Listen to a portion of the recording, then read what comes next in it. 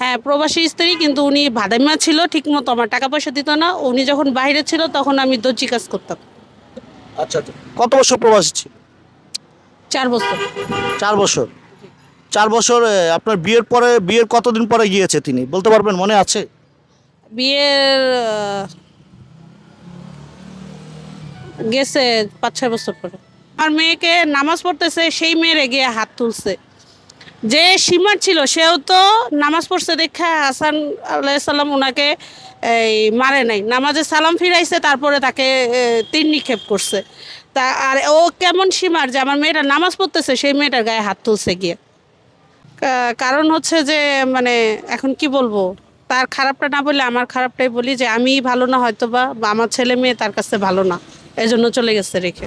আসসালামু আলাইকুম প্রিয় দর্শক শ্রোতা, আপনারা ক্যামেরা স্ক্রিনে দেখতে পাচ্ছেন একজন নারী কিভাবে ঢাকা শহরের অলিতে গলিতে অটো রিক্সা চালাচ্ছে।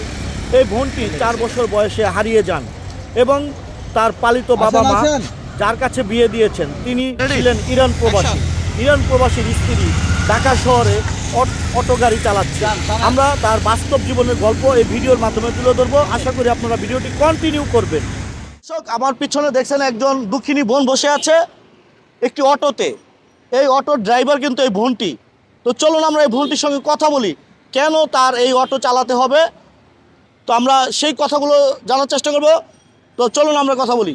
বোন, আসসালামু আলাইকুম। ওয়ালাইকুম সালাম। ক্যামেরার দিকে তাকে বলতে হবে, আমি আপনার সমস্যা নেই। হ্যাঁ বলুন, কেমন আছেন? জি আলহামদুলিল্লাহ ভালো। কি নাম আপনার?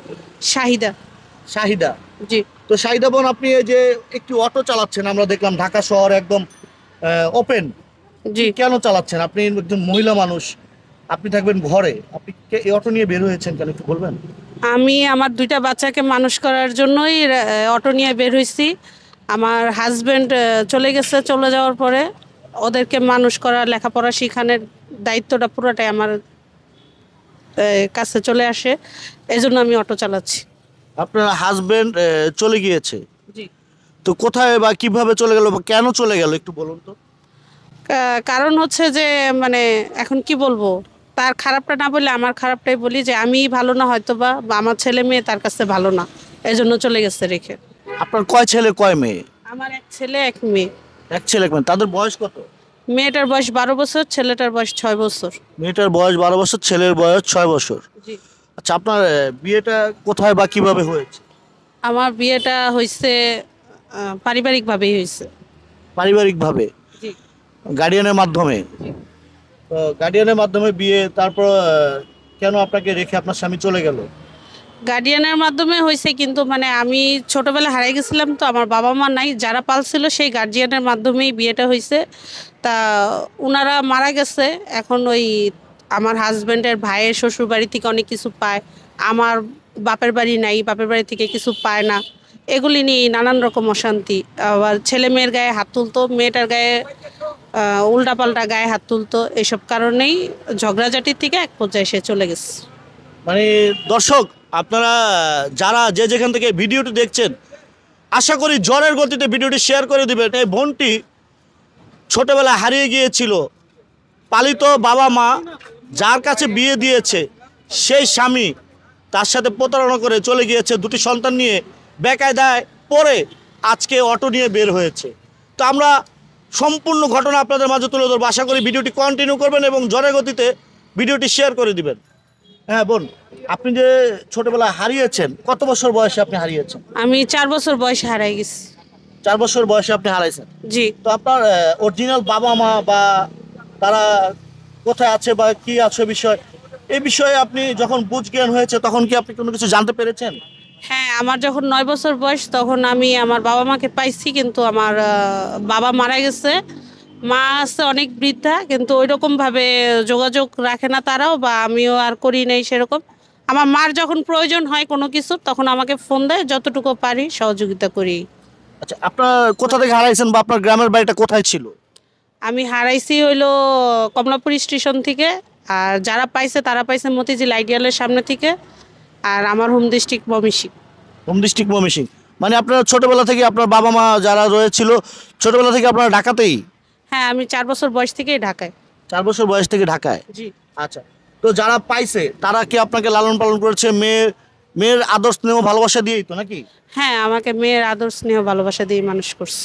আচ্ছা, যার কাছে বিয়ে দিয়েছে, যারা আপনার পালিত বাবা মা যার কাছে বিয়ে দিয়েছে, সে কি তাদের কোনো নিকট আত্মীয় নাকি না পরিচিত বা না না, তারা কোনো পরিচিত না, এমনি জানাশোনার মধ্যে দিছে আর কি। জানাশোনার মধ্যেই দিয়েছে? হ্যাঁ, আচ্ছা, মানে পরিচিত এরকম জানাশোনা আর কি। পরিচিত জানাশোনা। হুম। তাদের কোনো ছেলে মেয়ে ছিল? হ্যাঁ, ও ভাইয়া আছে একজন, বোন আছে একজন। পালিত বাবা মার? জি আচ্ছা, ভাই একজন বোন একজন। জি। তো এই যে আপনার এই স্বামী চলে গেল, তারা কি মানে এই বিষয়ে কোনো পদক্ষেপ বা কোনো খোঁজাখুঁজি বা কোনো জিটিমিটি ডায়েরিমারি করেছে কিনা কোনো থানায়? আসলে ও এত মানে এত একটা খারাপ মানুষ ছিল, অতিষ্ঠ হয়ে গেছে। আমার আত্মীয় স্বজন যারা আর কি আছে, আমার ভাই বোন সবাই অতিষ্ঠ হয়ে গিয়ে মানে ওর উপর থেকে সবারই মন উঠে গেছে। এই জন্য কেউই আর খোঁজ খবর নেই। সবাই বলছে যে যা হয় হবে। এই মানে ওই যে মুরব্বীদের একটা কথা আছে না, যে দুষ্ট গোয়ালের থেকে শূন্য গোয়াল থাকা ভালো, মানে আমার অবস্থাটা তাই হয়ে গেছে। কারণ আমার ছেলে মেয়ে, আমি মনে করি কি যে ওই লোকের কাছে আমার মেয়েও সেফ না, যে আমার একটা পর্যায়ে মনে হয়েছে। তো সেই জায়গা থেকে আমি একটা মা হিসাবে তো আমার মেয়েকে কোনো বিপদে রাখতে পারবো না। মানে আপনার স্বামীর কাছ থেকে আপনার মেয়ে সেফ না, আপনি কিভাবে মানে এটা এটা কল্পনা কেন করছেন? কল্পনা করছি, কারণ সে আমার মেয়েকে নামাজ পড়তেছে, সেই মেয়ের গিয়ে হাত তুলছে। যে সীমার ছিল সেও তো নামাজ পড়ছে দেখা হাসান আলাইসাল্লাম ওনাকে এই মারে নাই, নামাজে সালাম ফিরাইছে, তারপরে তাকে তীর নিক্ষেপ করছে। তা আর ও কেমন সীমার যে আমার মেয়েটা নামাজ পড়তেছে, সেই মেয়েটার গায়ে হাত তুলছে গিয়ে। তা এই লোকের আর কি বলবো। আপনার স্বামী জি মেয়ের বাবা? জি। আচ্ছা, তো আপনার আপনার সামনেই কি হাত তুলেছে? বুঝি নাই কথাটা ভাই। মানে আপনার সামনেই ছিলেন তখন, আপনি কি সামনে হ্যাঁ, ছিলেন? আমি সামনেই ছিলাম। আমার মেয়ের অপরাধ ছিল, সে টুপি আর জায়নামাজ ভাই করে দিয়ে বলছে, বাবা আমি নামাজ পড়বো, তুমিও নামাজ পড়বা। আমার মেয়ের অপরাধ এটাই ছিল বলে আমার মেয়ে নামাজের নিয়তে দাঁড়ায় গেছে, নিয়ত বাইন্দে ফেলছে। তখন গিয়ে মেয়ের গাল মানে থাপড়ায়, আমার মেয়ে অনেক ফর্সা, এইগুলি সব লাল হয়ে গেছে। মেয়ে এক সপ্তাহ কানেই শুনে নেই, এমন থাপড়াইছে। আচ্ছা আচ্ছা। আপনার স্বামী মূলত কি করত? মূলত সে বাহিরে ছিল। প্রবাসী? হ্যাঁ তার মানে আপনি একজন প্রবাসীর স্ত্রী? হ্যাঁ, প্রবাসী স্ত্রী, কিন্তু উনি ভাদাইমা ছিল, ঠিক মতো আমার টাকা পয়সা দিত না। উনি যখন বাইরে ছিল তখন আমি দর্জি কাজ করতাম। আচ্ছা আচ্ছা। কত বছর প্রবাসী ছিল? 4 বছর। 4 বছর। 4 বছর। আপনার বিয়ের পরে, বিয়ের কতদিন পরে গিয়েছে তিনি বলতে পারবেন, মনে আছে? বিয়ের গেছে 5-6 বছর পরে। বিয়ের 5-6 বছর পরে গিয়েছে? হ্যাঁ। আপনার মেয়ে হওয়ার পরে নাকি মেয়ে হওয়ার আগেই? আমার ছেলের যখন 1 বছর বয়স তখন গেছে। মানে আপনার ছেলের 1 বছর বয়সে গিয়েছে? জি। তো সেখানে যাওয়ার পরে তিনি তো কোন দেশে গিয়েছে? উনি ইরাকে গেছিল। ইরাকে যাওয়ার পরে সে রেগুলার কাজ করতো না, দেখা যায় তো 2 মাস, 1 মাস কাজ করলে 3 মাস বসে থাকতো, 2 মাস বসে থাকতো। ওই সময় আমি ওই যে দর্জি কাজ করে আমি আমার ছেলে মেয়ের চাহিদা পূরণ করতাম। ছেলে মেয়ের চাহিদা পূরণ করতেন, মানে আপনি দর্জির কাজ করে জি। আপনার স্বামী প্রবাসে থাকা সত্ত্বেও? জি। আচ্ছা, তো ভালো, অনেক কথাই শুনলাম। হ্যাঁ, শেষ পরিসরে আপনার স্বামীকে কি কোনো খোঁজাখুঁজির কোনো ব্যবস্থা করেছেন বা তিনি কোথায় আছে কি জানার চেষ্টা করেছেন কিনা? না, কারণ সে যেদিন চলে গেছে তার আগের দিন আমার গায়ে অনেক অত্যাচার করছে।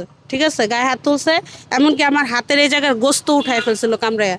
এই হাতটা আমি অনেক চিকিৎসা করে তারপর হাতটা ভালো করছি, হাতটা একদম অবশ হয়ে যাচ্ছিল। ঠিক আছে, তা এই জন্য মানে এত অত্যাচার করে গেছে, আমিও আর খোঁজার চেষ্টা করিনি। আর ভাদাইমারে আমি ঘরে কিভাবে রাখবো, তখন ওই দেখা যাবে আমারই কাজ করে খাওয়ানো লাগবে। তা আমার পক্ষে ওই যে 2টা বাচ্চা সহ আরেকটা লোক পালা আমার পক্ষে সম্ভব না। এখন আল্লাহর ইচ্ছায় এই অটোটা চালাইতেছি। যাই হোক, আল্লাহ চালাইতেছে, আলহামদুলিল্লাহ।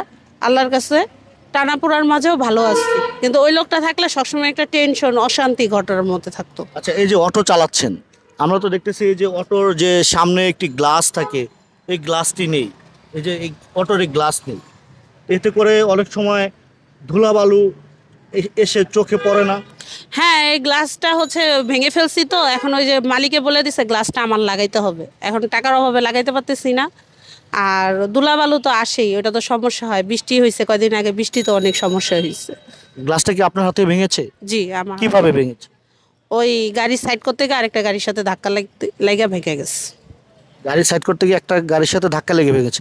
আচ্ছা, এই যে আপনি থাকেন কোথায় এখন মূলত? খিলগাঁও গোরান। খিলগাঁও গোরান। জি। খিলগাঁও গোরান থেকে এখন যেখানে আমরা ইন্টারভিউ নিচ্ছি এটা হচ্ছে ঢাকা ইউনিভার্সিটি। আপনি ঢাকা ইউনিভার্সিটি কি টিপ নিয়ে মানে যাত্রী নিয়ে এসেছেন নাকি না চালাতে চালাতে না, যাত্রী নিয়েই আসছিলাম, দোয়েল চত্বরে একটা যাত্রী নিয়ে আসছিলাম। যাত্রী নিয়ে আসছেন? আচ্ছা, যাত্রী নিয়ে ঢাকা ইউনিভার্সিটিতে চলে আসছেন, ঢাকা সিটিতে এক প্রান্ত থেকে আরেক প্রান্তে চলে যাচ্ছেন এই অটো নিয়ে। অ্যাক্সিডেন্ট বলে কই আসে না, দুর্ঘটনার শিকার হয়েছেন কিনা কখনো? না, আল্লাহর রহমতে এখনো হই নাই, কারণ আমি ওই যে গাড়ি যখন মানে অটোটা চালাই আমি ফুল পিক আপ উঠাই না, মেন রোডে যখন চালাই মিডিয়াম রাখি, যাতে আমি যত কিছুই হোক কন্ট্রোলটা করতে পারি দ্রুত। কারণ ফুল পিক আপে থাকলে ব্রেকটা ধরলে অনেক সময় স্লিপ কাটে ব্রেকটা। এই জন্য 9 মাসের মধ্যে এখন পর্যন্ত কোনো আল্লাহর রহমতে কোনো দুর্ঘটনা ঘটেনি। 9 মাস হচ্ছে আপনি এটা চালাচ্ছেন, 9 মাসের মধ্যে কোনো দুর্ঘটনা ঘটেনি। আচ্ছা, আরেকটু জানতে চাইবো আপনার কাছে, আপনি একজন মহিলা মানুষ, তারপরেও আমরা দেখলাম আপনি একদম হিজাব পরিধান করে এই অটোটা চালাচ্ছেন, তো এতে আপনার মহিলা ভেবে কোনো পুরুষ যাত্রী কোনো মা বোন উঠে কিনা আপনার গাড়িতে? না, অনেক সময় অনেক যাত্রী মানে এটাকে কি বলবো ইগনোর করে যে মহিলা চালক উঠবো না, এরকম আছে, পুরুষও আছে মহিলাও আছে, উভয়ই আছে। তখন কেমন লাগে আপনার আপনার পজিশন থেকে আপনি তখন নিজেকে কি ভাবেন? তখন নিজেকে ভাবি যে আমাদের দেশ এখনো অনেক পিছিয়ে আছে, মহিলাদেরকে এখনো সমান চোখে দেখতে পারতেছে না। আর এটাই ভাবি, আর কিছু তো ভাবার নাই, কারণ বাইরের রাষ্ট্রে কিন্তু মেয়ে পুরুষ সবাই সমান অধিকারে কাজ করে, গাড়ি চালাইতেছে, ট্যাক্সি ক্যাব চালাচ্ছে, কোনো সমস্যা নাই, কিন্তু আমাদের দেশটা এখনো মনে হয় পিছিয়ে আছে সেদিক থেকে। কষ্ট লাগে না নিজের কাছে নিজে যে আপনি একজন মহিলা মানুষ আজকে পেটের দায়ে অটো নিয়ে বের হয়েছেন দুটি সন্তানের জন্য, অনেকেই ইঙ্গর করে এবং গাড়িতে উঠতে চায় না, সে বিষয়ে সেটা কষ্ট লাগে না? হ্যাঁ, কষ্ট তো অবশ্যই লাগে। দেখা যায় যে আমি অনেকক্ষণ বসে রয়েছি, মহিলা দেখে অনেক সময় অনেক যাত্রী উঠে না। যেমন আজকেই আমি খিলগাঁও রেলগেটে প্রায় 1 ঘন্টা মতো বসেছিলাম যাত্রীর জন্য, যে অনেক সময় মনে করো অটোরিকশা এটা তো মেন রোডে উঠবে না, আবার অনেক যাত্রীকে ডাকলে মহিলা চালক একটু নাক কুচকায়, তো এরকম সবসময় হয়, কষ্ট লাগে, হয়তো নীরবে কান্না করি, চোখের পানি দেখার কেউ নাই আল্লাহ ছাড়া। চোখের পানি দেখার কেউ নেই আল্লাহ ছাড়া। প্রিয় দর্শক শ্রোতা, আসলে চোখের পানি দেখার কেউ নেই। আমরা ভিডিওটা শেষ করব, শেষ করার আগে এই বোনটির কোনো আর্থিক সহযোগিতা প্রয়োজন আছে কিনা সেটি জিজ্ঞেস করে ভিডিওটা শেষ করব। বোন, আপনার এই যে এই দুঃখের কথাগুলো শুনে, কষ্টের কথাগুলো শুনে কোনো সহৃদয়বান ব্যক্তি যদি আপনার পাশে দাঁড়াতে চায় বা আপনাকে একটু আর্থিক সহযোগিতা করতে চায়, আপনি কি সেটি গ্রহণ করবেন কিনা? আমি এই গাড়িটা ভাড়া চালাই, এটা জমা 500 টাকা প্রতিদিন। তা কোনো সহৃদয়বান ব্যক্তি যদি আমার এই ভিডিও দেখে কোনো সহযোগিতা করতে চায় বলতে একটা অটো রিকশার মানে ব্যবস্থা করে দেয়, তাহলে সেক্ষেত্রে আমার জন্য অনেক ভালো হয়, আমার বাচ্চা দুইটাকে ভালোভাবে পড়াশোনা করায় যেতে পারবো। আচ্ছা, আরেকটি বিষয় হচ্ছে আপনার দৈনিক এই যে 500 টাকার কথা বললেন, দৈনিক আপনার কত টাকা ইনকাম হয়? মানে 500 টাকা জমা দিয়ে আপনার কিছু থাকে কিনা, 100-200 টাকা বা 400-500 টাকা থাকে কিনা? 400-500 টাকার মতো থাকে, কারণ হচ্ছে এখন বর্তমানে তো অবরোধ হরতাল, এই কারণে যাত্রী অনেক কম, ওই আগের মতো যাত্রী হয় না, খুবই কম হয়, তারপরেও মনে করেন যে থাকে 400-500 করে থাকে। 400-500 থাকে। জি। আচ্ছা, বলে আমি আরেকটি কথা জিজ্ঞেস করবো, আপনি তো একজন মহিলা মানুষ, মহিলা মায়ের জাত, নারী মায়ের জাত, তো আপনি অন্য কোনো কাজ আপনি করতে পারতেন, আপনি কেন এই পরিবহন লাইনে আসলেন? আমার ছোট বাচ্চাটা 6 বছর বয়স, তো ওকে যখন তখন বাসায় গিয়ে দেখতে পারবো, সময় দিতে পারবো। আমার বড় মেয়েটা ক্লাস 5-এ পড়ে, ফাইনাল পরীক্ষা শেষ হইলো, তা ওই মেয়ে তো সবসময় বাসায় থাকতে পারে না, দেখা যায় যে অনেক সময় ছেলেকে একাই রেখে দেওয়া লাগে। তা তারপরে মনে করেন আমি আশেপাশে তখন চালাই, একটু পরপর বাসায় যাইয়া দেখে আসি যে কি করতেছে, বা ছেলেটার স্কুলের টাইমে রেডি করে দিয়ে আসা লাগে। আর অন্য কোনো পেশায় গেলে তো আমি এটা পারতাম না, আমি গার্মেন্টসে গেলেও আমার দেখা যেত একটা ফিক্সড টাইমে কাজ করা লাগতো, যে কোনো একটা অফিস আদালতে যেটাতেই করি না কেন একটা ফিক্সড টাইম। আর এটা তো মনে করেন যে ফিক্সড টাইম মানে এটা কোনো ফিক্সড টাইম নেই, এটা নিজের উপরেই নির্ভর করে। আচ্ছা, তো আপনার সহযোগিতা করতে হলে আপনার একটি যোগাযোগের নাম্বার প্রয়োজন আছে, আপনি কি সেই নাম্বারটি দিতে যাচ্ছেন কিনা? ভিডিওতে অনেক মানুষ অনেক ধরনের ফোন করবে, অনেক ধরনের কথাবার্তা বলবে, ভালো বলবে, মন্দ বলবে, খারাপ বলবে, সব মিলিয়ে আর কি, অনেক, এটা সোশ্যাল মিডিয়ার যুগ, তো আপনি জেনে বুঝে আপনার নাম্বারটা আপনি ভিডিওতে দিতে চাচ্ছেন কিনা? নাম্বারটা হ্যাঁ দিতে যাচ্ছি, তবে ভিডিওর মাধ্যমে এটাও বলতেছি কোনো ব্যক্তি কোনো অন্য কিছু মিনিং করে ফোন দিবেন না, যদি সাহায্য করতে চান শুধু সেই ক্ষেত্রেই আমাকে ফোন দিয়েন। আচ্ছা, তাহলে আপনার নাম্বারটি আপনি বলে দেন, বিকাশটা নগদ? নগদ নাম্বার এটা বলে দেন। 017 01737305120। এটা আপনার নাম্বার? হ্যাঁ, এটা নগদ নাম্বার আমার। আরেকটি বার বলে দেন। 01787305120। আচ্ছা, তো প্রিয় দর্শক শ্রোতা, বোন আপনার নাম জানা হলো না। শাহিদা। প্রিয় দর্শক শ্রোতা, আমরা শাহিদার বাস্তব জীবনের গল্পটি তুলে ধরার চেষ্টা করেছি। জানি না এই ভিডিওর মাধ্যমে কতটুকু সক্ষম হয়েছি বা ভুল ত্রুটি হয়েছে কিনা। যদি কোনো ভুল ত্রুটি বা কোনো অন্যায় করে থাকি অবশ্যই ক্ষমাশূন্য দৃষ্টিতে দেখবেন। আর যে যেখান থেকে ভিডিওটি দেখছেন সবাই 1 টাকা 2 টাকা 5 টাকা 10 টাকা যে যা পারেন এই বোনটিকে একটু সাহায্য করবেন, একটু সহযোগিতা করবেন, সেই প্রত্যাশা নিয়ে আজকের ভিডিওটি শেষ করছি। আল্লাহ হাফেজ।